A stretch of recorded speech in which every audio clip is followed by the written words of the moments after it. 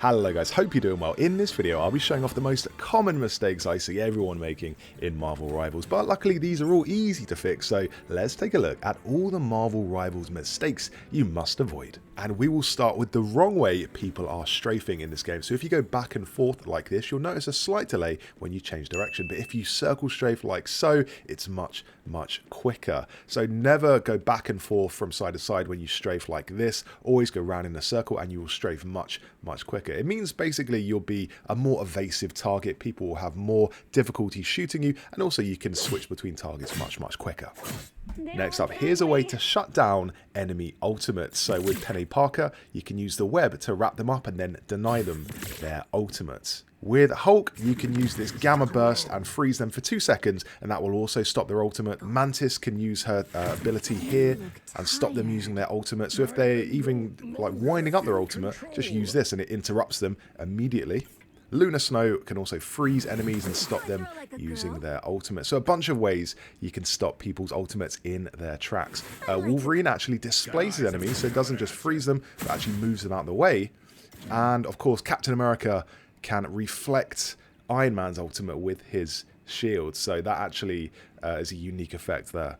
Now here is a little setting I recommend turning on. This is display attack range. Turn on display attack range and it basically means that enemies will highlight in red when you get close enough to attack. So this is when they're not close enough in range, but if you turn this on, we can actually see when you get close they turn red. So they're highlighted in red and that means you can just attack.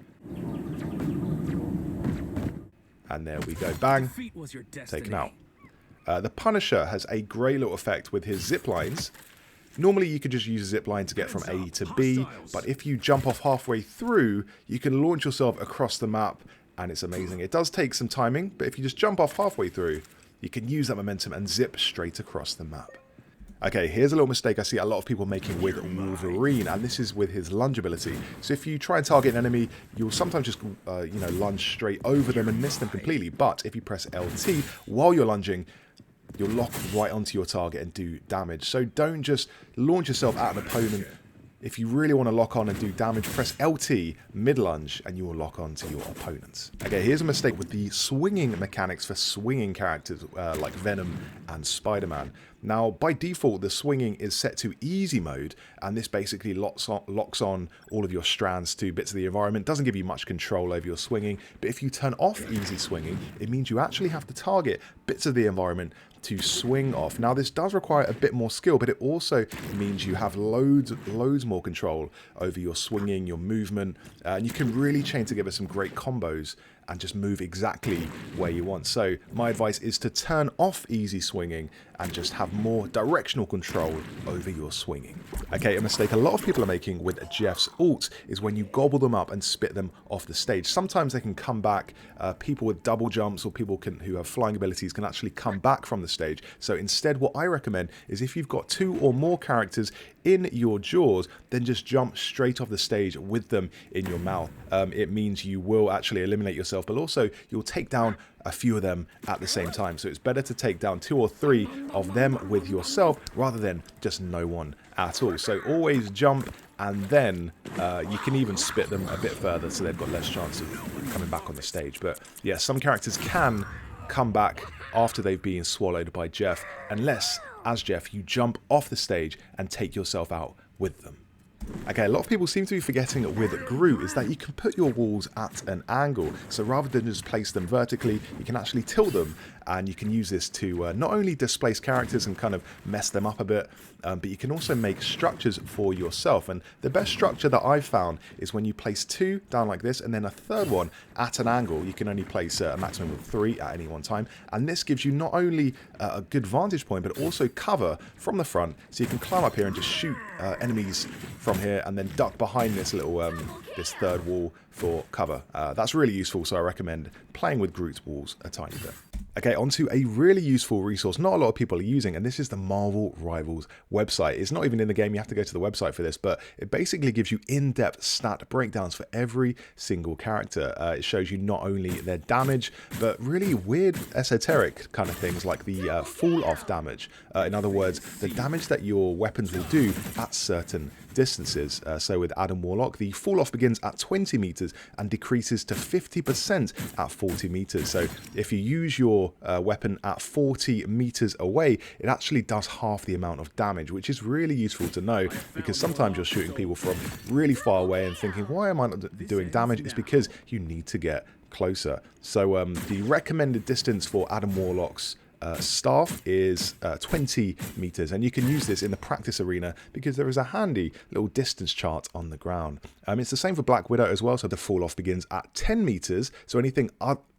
So with Scarlet Witch, the fall off begins at 10 meters and decreases to 50% at 20 meters. So anything before 10 meters, the damage will be maximum, but after 10 meters, the fall off actually starts happening and you will do less damage. So here's a little example of that. As we get closer, this is actually the maximum damage you can do with Scarlet Witch, and it basically is the difference between life and elimination. So you can actually take out the enemies much quicker, sometimes in one shot if you're lucky. So on to Captain America. This is a different stat that I really like for Captain America, and it shows you exactly how his ultimate works. Now in the game, it doesn't give you the stat breakdown like the website does, but basically the Freedom Charge boosts your skills and also your teammates' skills, but exactly how does it do it? Only the website tells you. So what the website says is cast to gain 150 bonus health and grant allies 100 bonus health. Every second afterward, gain 110 bonus health and grant allies 60 bonus health. Not only that, but it also gives you a movement speed which is 30%. And this is both for you and your allies. So when you use your ultimate, you can actually know exactly what you're doing for both you and your teammates. And if you didn't go on the website, you would not know. You would get a 30% movement boost. It just says you'll get slightly quicker. But now, thanks to the website, you know exactly what your ultimate is doing. And literally every single character is on the website. This is the Marvel Rivals official website. I just go into Google and type Marvel Rivals Heroes Official, and then it leads me to the website. And yeah, it's really worth going through all the heroes and checking out all of their stats. It gives you their health pools, it gives you their damage, all this stuff. So yeah, definitely check that out. Here's a mistake, and this is not turning on the healing reticule feedback. Now, when you turn this on, it actually highlights anyone who needs a heal with a bright red icon. So if you see this health icon with a white cross in the middle of the red circle, it basically means they need a heal, so just heal them. And it's really simple, like this is off by default, but when you turn it on, it just shows all the people who need heals. In the hubbub, you can make them out much, much quicker. Also, what I like to do is turn the volume on the healing all the way up. The reason for that is it just sounds more satisfying. So when you're healing, the heal sound is above everything else in the sound mix. And yeah, it's a lot more satisfying to play as a healer that way. Okay, here's what you can make wall crawling much more straightforward. And this is a setting you can turn off in the options. So go into the options, go down to direction of wall crawling. By default, it says advance vertically upwards, but make it so it advances towards crosshair.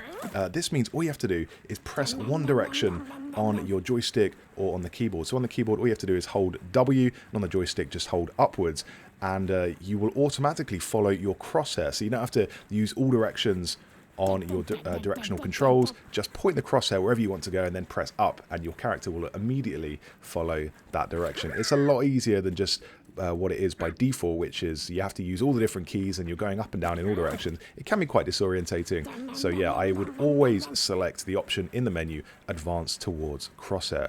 This applies to any wall crawling character, so you know, not only Jeff the Landshark, but Spider-Man, Venom, all these characters.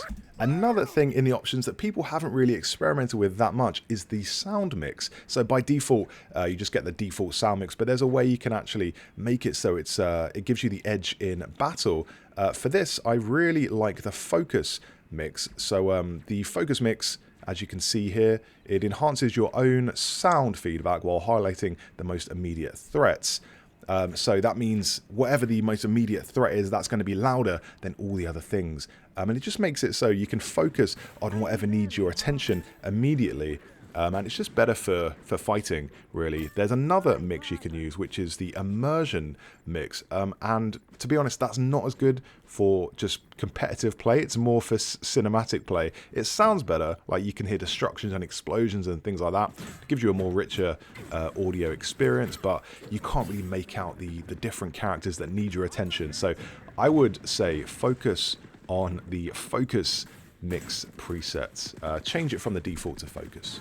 Okay, and we're finished with a way to kind of iron out some of the more general combat mistakes a lot of people are making. And the main one for me is that people aren't switching their heroes. A lot of people are just picking their hero and staying with them for the entire match. But changing your hero really can earn you the victory. What you want to do, which I've found is really good, is to look at the scoreboard and see which is the MVP on their side. So whichever player's doing the best, what you want to do is target them and then choose a different hero who's going to kind of be the scissors to their paper. Every opponent has a weakness, so pick the character that is strongest against their MVP. For instance, like if they've picked a flying character, you can use a character with a projectile attack like Hawkeye with his hypersonic arrows, or Penny Parker with her webs, and just knock them straight out of the sky.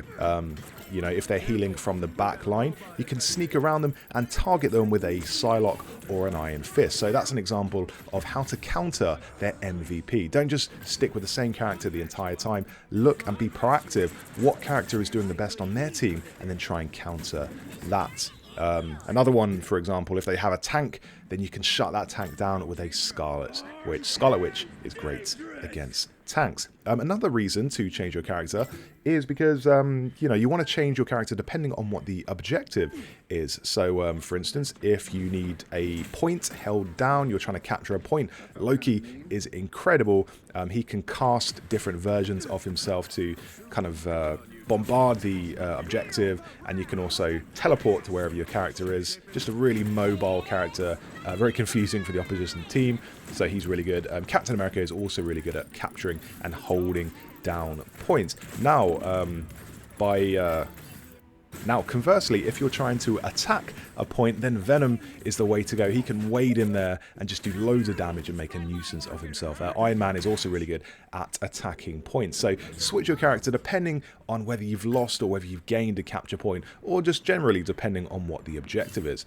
Now, another mistake people are making in matches is who they are targeting. So some people I've just seen wading in and attacking who the nearest target is. This is not what you want to do. Instead, you should have a priority, and the general priority goes like this. So what you want to target first is the healer, then target the strategist, then target the tank. Now, that's not going to apply to every single matchup, but by and large, that's how you want to approach thinking about who you're targeting.